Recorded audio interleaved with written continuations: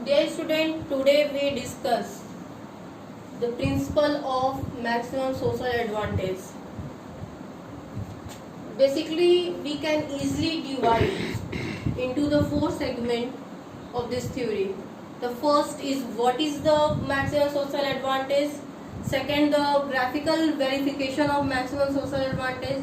Third, how maximum social advantage is achieved. And third, and the last, fourth, limitation or difficulties of this theory.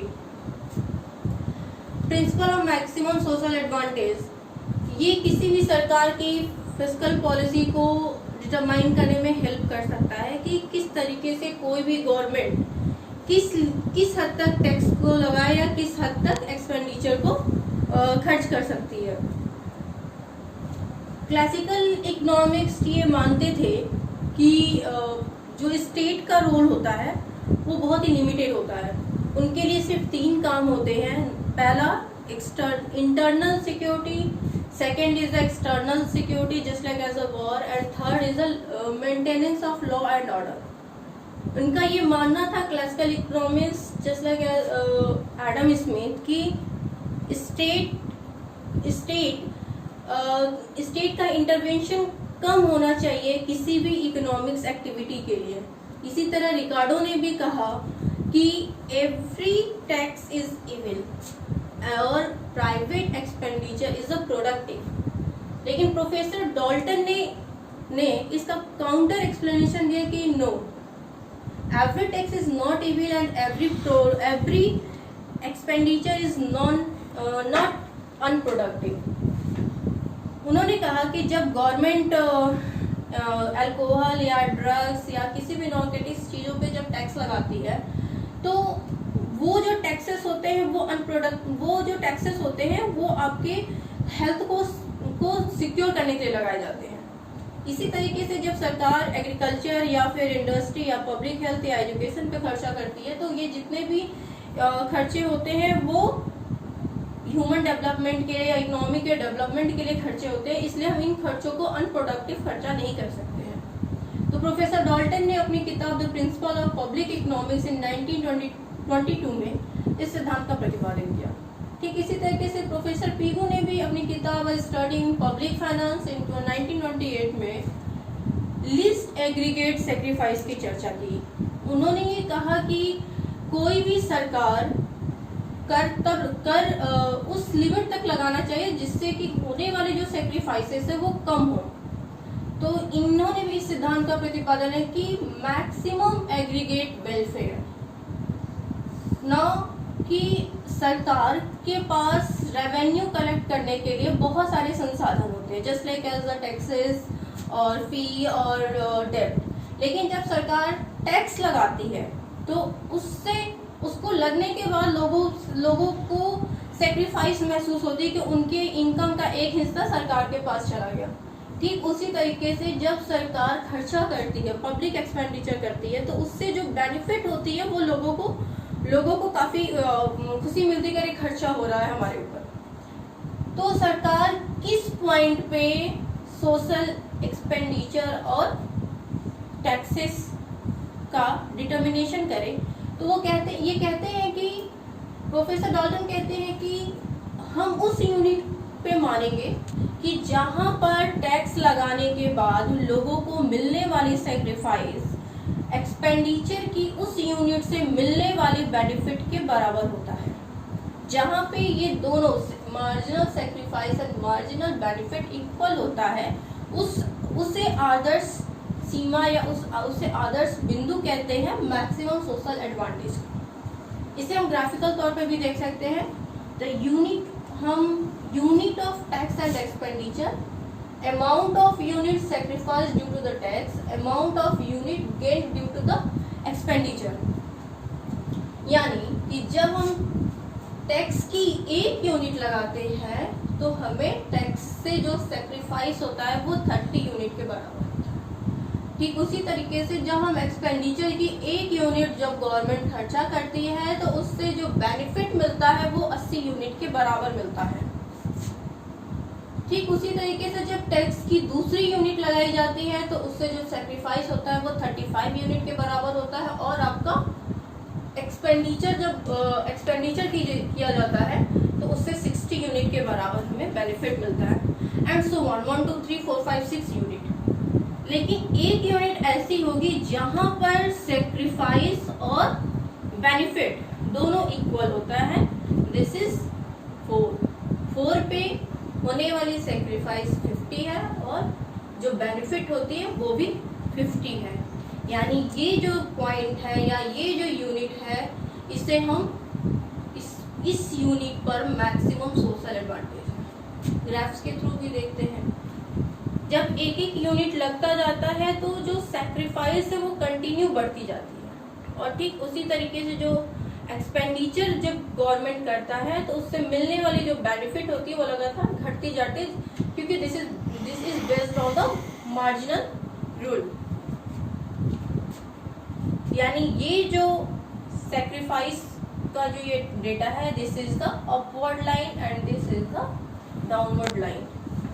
तो show marginal utility आपका ये downward में दिखाया गया है and sacrifice upward line पे दिखाया गया है। ये दोनों इंटरसेक्ट करते हैं ई पॉइंट पे, यानी गवर्नमेंट ओ एम के बराबर ओ एम यानी ओ 4 यूनिट पे 50 यूनिट के बराबर टैक्स और एक्सपेंडिचर करेगी, लगाएगी। नाउ अगर गवर्नमेंट ओ एम पॉइंट पे होता है, सपोज अगर ओ एम पॉइंट पे होता है तो हमारा जो यूटिलिटी है, मार्जिनल यूटिलिटी है, वो M1 L1 के बराबर है, जबकि मार्जिनल सेक्रीफाइस M1 N1 के बराबर है। यानी कि एक्सपेंडिचर ज़्यादा है, टैक्स कम है, यूटिलिटी ज़्यादा है, सेक्रीफाइस कम है।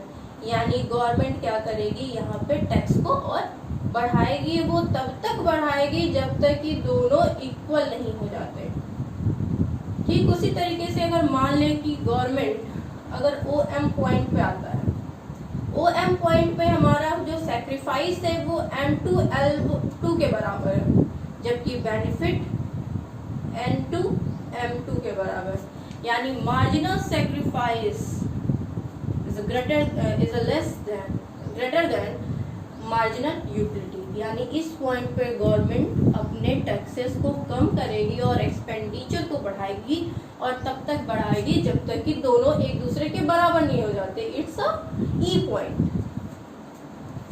Now how maximum social advantage is achieved? They are the 3 fundamental rules of fiscal operation which can help the state government to achieve the objective of social advantage. The first rule, the marginal social advantage should be equal to the marginal social sacrifice. Change in expenditure to the change in gain due to the expenditure is equal to the change in tax to the change in sacrifice due to the tax. ये equal होना चाहिए। यानी ये जो DB by DE है ये change को दिखाता है, मार्जिनल हमेशा चेंज को दिखाता है। तो ये इस एक्सपेंडिचर टैक्स के बराबर होना चाहिए, जो सेक्रीफाइस एडवांटेज सेक्रीफाइस के बराबर होना चाहिए। The second rule, the marginal social advantage of each unit of public expenditure should be equal. यानी गवर्नमेंट जिन जिन चीज़ों पे खर्चा करती है उन सब से होने वाली जो मैक्सिमम सोशल एडवांटेज है ABCD एंड सो ऑन सब में इक्वल होना चाहिए।